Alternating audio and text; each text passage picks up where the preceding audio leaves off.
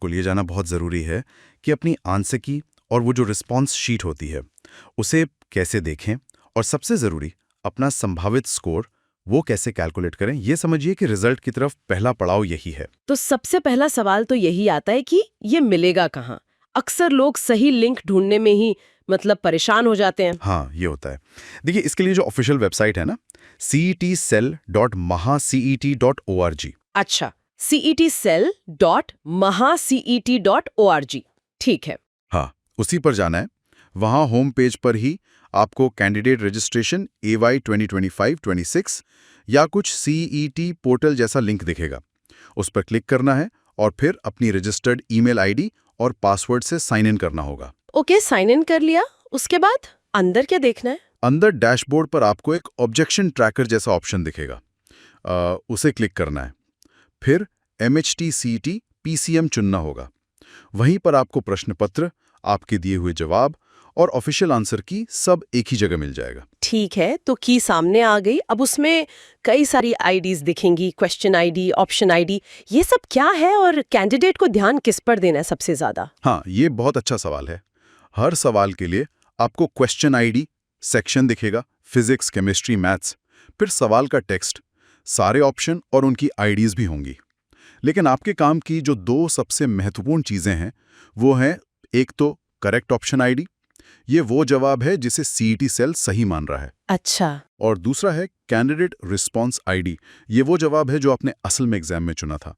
Score calculation इन्हीं दो पर टिका है। अच्छा, तो स्कोर कैलकुलेशन का वो सबसे अहम पड़ाव, कैसे पता चलेगा कि कितने मार्क्स बन रहे हैं? मार्किंग स्कीम भी थोड़ी अलग है इसकी, है ना? हाँ, मार्किंग स्कीम ध्यान रखनी होगी। मैथ्स में हर सही जवाब के लिए 2 अंक हैं। 2 अंक, हाँ। और फिजिक्स और केमिस्ट्री में 1 अंक प्रति सही जवाब। तो आपको बस हर सवाल के लिए अपनी कैंडिडेट रिस्पॉन्स आईडी को करेक्ट ऑप्शन आईडी से मिलाना है। ओके। अगर दोनों आईडीज मैच करती हैं तो आपको इस सवाल के अंक मिल गए।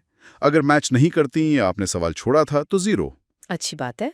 अच्छी बात यह है, जैसा आपने कहा, कि नेगेटिव मार्किंग नहीं है, तो गलत जवाब से अंक कटेंगे नहीं। हाँ, ये राहत की बात है। बस सारे सही जवाबों के अंक जोड़ लीजिए और आपका संभावित रॉ स्कोर तैयार है। स्कोर कैलकुलेट करने के बाद क्या इस पूरी शीट को, आंसर की और रिस्पॉन्स को सहेज कर रखना भी जरूरी है? अरे, बेहद जरूरी, बिल्कुल, रिकॉर्ड के लिए। और अगर बाद में किसी सवाल पर आपत्ति जतानी पड़ जाए तो ये प्रूफ की काम करेगा। हाँ, सही बात है। सबसे आसान तरीका तो है कंप्यूटर पर प्रिंट कमांड दें, Ctrl+P या Command+P, और सेव एज PDF चुन लें। ठीक है। अगर वो ठीक से काम ना करे कभी, तो हर पेज का स्क्रीनशॉट लेकर किसी भी online image to PDF converter से एक सिंगल फाइल बना सकते हैं। अच्छा, ये भी एक तरीका है। और आपत्ति की बात आई है, तो मान लीजिए किसी कैंडिडेट को लगता है कि CET सेल का दिया जवाब गलत है और उनका जवाब सही है, तो वो क्या कर सकते हैं? हाँ, अगर आपको किसी ऑफिशियल उत्तर पर डाउट है और आपके पास कोई पुख्ता प्रमाण है, जैसे टेक्स्ट बुक से या किसी विश्वसनीय स्रोत से, तो आप ऑब्जेक्शन यानी आपत्ति उठा सकते हैं। इसके लिए आमतौर पर एक फीस होती है, करीब 1000 रुपए प्रति आपत्ति। ओहो, ठीक है। और ध्यान रहे, इसके लिए समय बहुत कम मिलता है कि जारी होने के बाद मुश्किल से 2-3 दिन।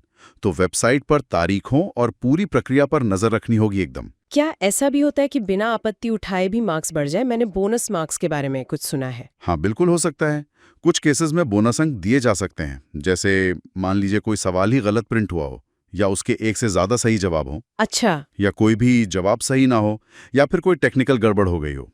सबसे खास बात यह है कि अगर किसी शिफ्ट में किसी सवाल पर बोनस अंक मिलते हैं तो वो उस शिफ्ट के सभी छात्रों को मिलते हैं। सभी को? चाहे उन्होंने वो सवाल किया हो या नहीं। हाँ, बिल्कुल, चाहे उन्होंने वो सवाल हल किया हो, छोड़ा हो, या उस पर आपत्ति जताई हो या ना जताई हो, सबको मिलेंगे।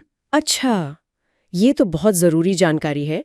तो पूरी प्रक्रिया को अगर संक्षेप में देखें तो कुछ बातें ध्यान में रखनी है। एक तो शांति से काम लें, प्रोसेस सीधा है। हाँ। अपना लॉगिन आईडी, पासवर्ड तैयार रखें। ऑफिशियल वेबसाइट नियमित रूप से चेक करते रहें। हो सके तो लैपटॉप या डेस्कटॉप का इस्तेमाल करें, आसानी होगी। बिल्कुल। और अगर आपत्ति का सोच रहे हैं तो अपने रेफरेंस तैयार रखें पहले से। एकदम सही। बस ये याद रखना जरूरी है कि इस तरीके से जो स्कोर निकलेगा वो एक संभावित रॉ स्कोर होगा। हाँ, रॉ स्कोर। फाइनल स्कोर जो है वो आपत्तियों के निपटारे और बोनस अंकों, अगर कोई हो, के बाद ही तय होगा। तो उसमें थोड़ा बहुत अंतर आ सकता है। तो ये था MHT CET आंसर की चेक करने और स्कोर समझने का पूरा तरीका। उम्मीद है इससे कैंडिडेट्स को थोड़ी स्पष्टता मिली होगी। हाँ, उम्मीद तो यही है। अब सवाल ये उठता है कि इस संभावित स्कोर के साथ आगे की रणनीति क्या होनी चाहिए। खैर, ये सोचने वाली बात है। फिलहाल अपने उत्तरों की जांच के लिए सभी को शुभकामनाएं। Hi student, TestWizza is a comprehensive digital learning platform designed to transform how students prepare for competitive exams, offering personalized, intelligent test, study materials and engineering admission counseling across multiple domains. Hi student, TestWizza is a comprehensive digital learning platform designed to transform how students prepare for competitive exams, offering personalized, intelligent test, study materials and engineering admission counseling across multiple domains.